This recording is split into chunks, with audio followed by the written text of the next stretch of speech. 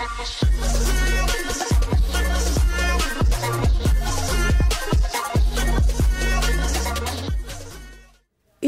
cerita bersambung Manusia Harimau dari Sumatera. Selamat mendengarkan. Erna mengangguk mengiyakan. Ayah Erna segera melaporkan kejadian itu kepada polisi terdekat. Karena yang membonceng Erna itu, Adeline namanya, kebetulan seorang reporter freelance bagi beberapa majalah di Jakarta. Ia mengajukan pertanyaan-pertanyaan. Buat dia, peristiwa itu bukan saja menarik, tetapi akan menghasilkan honor. Dia tidak mengharapkan terjadinya kecelakaan-kecelakaan begitu. Tetapi, kalau ada yang demikian, maka kecelakaan orang lain berarti uang masuk juga buat dia. Uang halal, walaupun tidak seberapa. Nama buat reporter-reporter muda sangat penting. Bagi yang mampu malah lebih penting dari honornya. Karena Adeline mengetahui di mana dia berhenti waktu membonceng Erna tadi, maka dia turut bersama polisi ke tempat itu. Dan dia bertambah senang, karena senjatanya yang berupa alat pemotret dan blitz selalu dibawanya kemanapun ia pergi. Pemandangan itu sungguh mengerikan. Satu persatu korban diterangi dengan lampu senter, dan satu persatu Adeline memotretnya. Keempat korban diangkut dengan ambulans ke rumah sakit umum.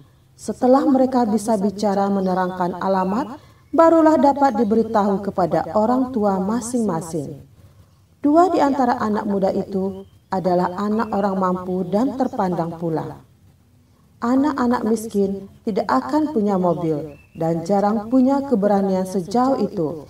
Paling-paling mereka mencopet karena kelaparan, atau menyambar kain baju yang sedang dijemur untuk ditukar dengan beberapa puluh atau beberapa ratus perak, guna penyambung hidup.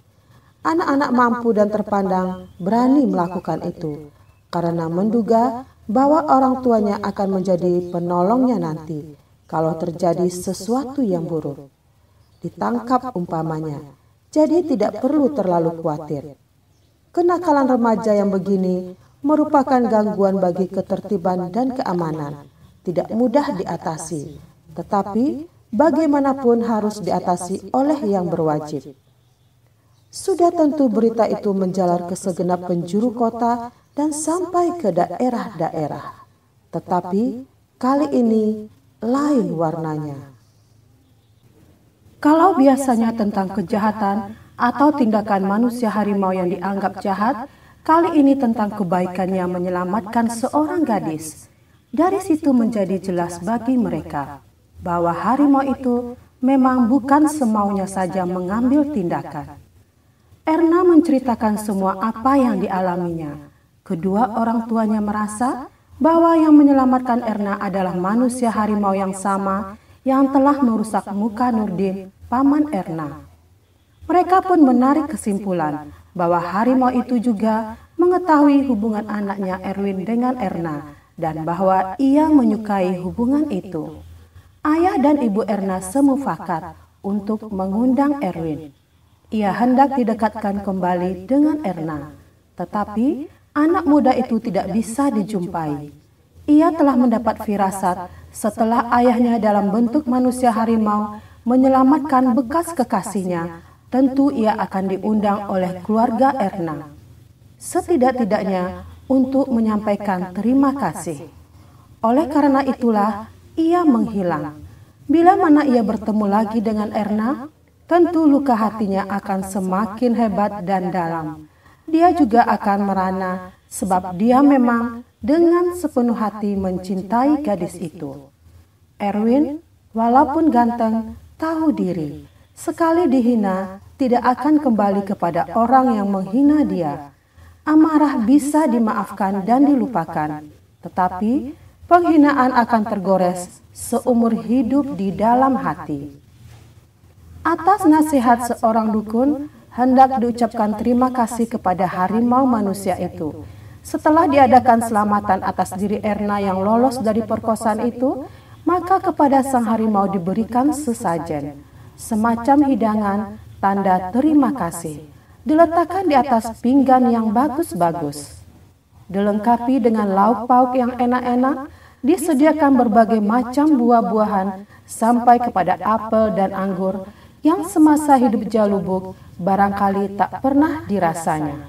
Tak dilupakan 21 butir telur, walaupun seharusnya 7 buah sudah cukup. Mereka dengan itu hendak menunjukkan terima kasih yang tiada terhingga, hendak mengajak harimau itu bersahabat.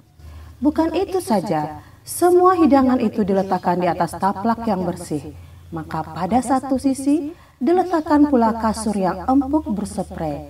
Maksudnya supaya harimau manusia itu bisa duduk seenaknya ataupun rebah-rebahan setelah ia kenyang. Tetapi keesokan harinya ketika mereka datang melihat ke sana, mereka jadi kecewa. Tak satu pun makanan itu dijamah makhluk yang diundang. Telur-telur itu tetap sebagaimana semula. Harimau manusia itu tak datang. Mereka mengartikan bahwa nenek bukan marah, hanya tak mau kalau diberi makan tanda terima kasih. Dia menganggap penyelamatan atas diri Erna hanya sesuatu yang wajar. Tidak perlu dikasih makan segala dalam cara yang begitu mewah. Dia tidak pernah menghadapi hidangan yang begitu lengkap seumur hidupnya, dan dia tidak membutuhkan itu. Erwin mengetahui semuanya itu. Penolakan hidangan oleh ayahnya amat menyenangkan hatinya. Rupanya sifatnya tak sudi kembali kepada orang yang pernah menganggap dia hina sesuai dengan sifat ayahnya. Tidak mau menerima sesuatu secara berlebihan. Nampaknya antara dia dengan ayahnya ada banyak sekali persamaan. Setelah kejadian itulah Erwin pergi ke Jakarta menumpang di rumah Hilman dengan istrinya Norma untuk pengalaman-pengalaman lain dengan Jalubuk. Kejadian atas diri Nyonya Poniman yang menggemparkan itu tersiar luas. Tetapi hanya sedikit sekali orang yang percaya akan kebenarannya. Umumnya, masyarakat berpendidikan lumayan di daerah di mana Hilman bertempat tinggal tidak lagi percaya pada keajaiban-keajaiban yang begitu. Mereka anggap apa yang dilihat oleh Nyonya Poniman hanya hayalannya, karena ia diburu rasa takut yang menghantui dirinya. Karena itu, ia memandang yang sebenarnya tidak ada. Beberapa reporter yang merasa terpanggil oleh tugas untuk menceritakan kisah itu secara terperinci memerlukan menemui Nyonya Poniman. Beberapa harian memuat berita itu secara agak panjang, tetapi ada banyak redaktur kota yang memotong tulisan-tulisan terperinci dari para reporter. Dan sampai seminggu sejak kejadian yang membuat pingsan Nyonya Poniman, tidak ada lagi kejadian baru yang diharapkan oleh masyarakat yang mempercayainya. Berharap mendengar kelanjutan kejadian yang menakutkan itu, tetapi sekaligus juga berharap agar jangan mengalaminya sendiri. Yang lemah jantung pasti akan pingsan atau bahkan menemui ajalnya. Erwin bersyukur ayahnya tidak datang lagi. Dalam pada itu, diam-diam dia sebagai orang baru di Jakarta mencari info ke sana kemari. Di manakah ada orang pandai yang bisa menolong dia?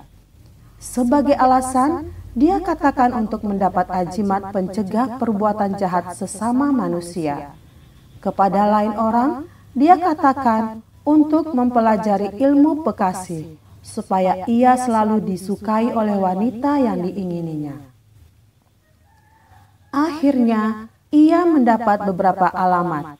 Ada yang tinggal di Bekasi. Kata orang, pernah bertapa di Gunung Salak. Ada yang tinggal di Sukabumi. Yang kata orang, pernah bertemu dengan Nyai Roro Kidul tak jauh dari pantai Pelabuhan Ratu. Ada juga yang tinggal di Grogol. Menurut yang memberi alamat, dukun Grogol ini mempunyai ilmu hitam yang hebat sekali. Bisa menolak segala macam bahaya yang mengancam seseorang. Bagaimanapun besarnya, Erwin mengambil keputusan untuk meninjau dukun yang terakhir ini saja dulu, sebab inilah yang paling dekat. Dia pergi ke sana.